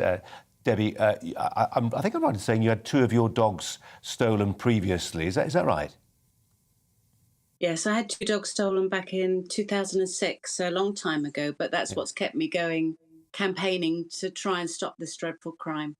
I had literally a conversation this morning with a friend who had been taken her 2 dogs somewhere and was encouraged. She was actually swimming in an outdoor pool and was been encouraged by a friend to tie them up. It'll be fine. And she's got a Dachshund and a Saluki, sort of whippet-like dog, if you know the breed. And she said, no, actually, I'll stay with them. So people are attuned to this, aren't they? Yes, more so now. I mean, you should never leave your dog unattended outside a shop, in your car. But the number one place dogs are stolen from is actually from your garden. So just check your home security, gates, maybe put lighting up, bells on gates, locks. It really is very, very important. I was surprised. I mean, you know, I'm often surprised by stories, but I thought this was a lockdown story. The logic, obviously, then was that, you know, people had time on their hands, maybe money on their hands as well, maybe a little bit lonely. That sent the price of dogs, legitimate and illegitimate, rocketing. Well, we're sort of beyond lockdown now, aren't we? And yet we've still got this 7-year high in prices. Well, we've been campaigning on dog theft since 2014, so it's always been there. What happened in lockdown was that all the other crimes seemed to stop. So the police were able to give more time and effort. There were still the cases of dog theft, which were being picked up from you and newspapers. And it just didn't give up. It got much worse, and it's still continuing. And even the last few months, we've seen more puppies being stolen. And I think that's because that's a quick cash turnover. Instead of having to wait for dogs to breed, they just take the puppies and are reselling the puppies on. So everybody's just got to be very vigilant at the moment. Yeah, and I mean, obviously, I mean, it must happen that people who, you know, buy a puppy, as you say, and just have no idea what its provenance is. How can they check to be sure that the animal they're purchasing is not stolen? Well, when they go to the vets, unfortunately, there is a loophole with the microchip system, which is really frustrating because an awful lot of dogs will get back home if pets were checked for their microchip registration at first veterinary treatment. And this is a big loophole. So if you've bought a new puppy, ask the vet to check the microchip registration, because by law, we're meant to be microchipping our pets. And the microchip registration should be up to date. So that's one way of finding out if you've got a stolen dog. And also it stops you bonding so quickly because you fall in love with them instantly. So if you find out down the line, 6 months down the line after you've had a dog, that it's a stolen dog, it's two families. You've got the new family who's going to be heartbroken, and the old family are going to be delighted to get their dog back. Yeah. Debbie Matthews and Pepper, isn't it? Pepper, you've got clutch there. Thanks very much. Thanks very much indeed, Debbie. Thanks a lot. Sarah Elliott. Thank you very much for doing this. No, our pleasure. Sarah Elliott's alongside me, doesn't have a dog, but knows people who have. Yes, yes. All my neighbours have dogs. Including somebody who had one stolen recently. Yes. So it was during lockdown and she was going to the grocery store and she had this little puppy and a guy came over to pet the puppy and everything like that. And then he went to pick up the puppy and wouldn't let it go and started screaming, "You're stealing my puppy." And he was going to run off with it. But fortunately, she was able to fight and pull the dog out of his arms. Wow. So, yeah, kind of dramatic. We're going to reflect on the big story of our day today, which is the Tory MP allegedly viewing porn in the House of Commons. But first, Michelle Dewberry is going to reflect on what she's got coming up. Michelle. Well, yes, these talks about porn in the House of Commons. What on earth is going on? There was a meeting, of course, looking into some of this stuff. But when I look at some of the shocking reports and I hear things like, "That's a nice outfit. What do you do for your day job? Come on, girls." Those kind of things, really? Is that sexual misconduct? So I want to look at that. Also, votes for 16-year-olds in the UK, really? There's a campaign calling for that. I'll be looking at the state of the NHS. And Russia, you will have seen, of course, Putin with more warnings for countries getting involved. And yes, the UK is continuing to get involved. To what end? At what point do we walk away from it, if at all? So we'll have that and lots more coming up. Michelle, thanks very much indeed. It's always interesting to see Sarah Elliott here. We all sort of cook from scratch. So we'll come in and we'll decide what we think are the big stories of the day. And occasionally we get quite envious. I wish I'd thought of the votes for 16-year-olds. That's a good story. What do you think of it? The 16-year-olds? Yeah. Well, being able to vote from the age of 16. Oh, no, I don't. I think, well, the adult age in the US is 18, and I think that's a great age. Isn't the frontal lobe not fully formed like 18? Well, speaking of frontal lobes not being fully formed, let's just take you back to some of those emails and the big story we've been reflecting on. Michelle Dewberry is going to be talking about it as well. There's a widespread view, a consensus, I think we can call it, that the idea of an MP in the chamber, in the House of Commons, who should be listening to parliamentary business, but according to not one but two female MPs, including a minister, and he's been seen looking at pornography on his smartphone. Several of you emailing in saying, hang on, where's the process in this? If you are on the point of ending somebody's parliamentary career from which they will not return, you need to be absolutely sure that what appears to be is actually what it is. We've been trying to reflect that as best we can. But just to pick up one of your emails almost at random, Philip says, it's not acceptable to watch porn in the House of Commons. We all get that. But what was the context? Porn is all over the internet and only one click away on everyone's smartphone, and it may not be as you're painting it. A reprimand may be enough here. Let's get the facts first. Sarah Elliott, we want the facts first. One of my strong views, however, is that sometimes when a subject of important public significance comes up, like this, how MPs behave, you need to know quickly. Yes, you need to know quickly, and you want to stop the rumour mill. And I just think that I agree with all of the emails that have come through, but this is something that needs to be nipped in the bud. Sarah, thanks very much indeed. Pleasure as always. Thanks very much indeed. Sarah Elliott there. Michelle Dewberry is next. Do stand by. Hello again, I'm Alex Deakin with your latest weather update from the Met Office. Another dry day for the vast majority tomorrow and another pretty chilly start as well as temperatures overnight tonight again drop down to freezing in places. High pressure is controlling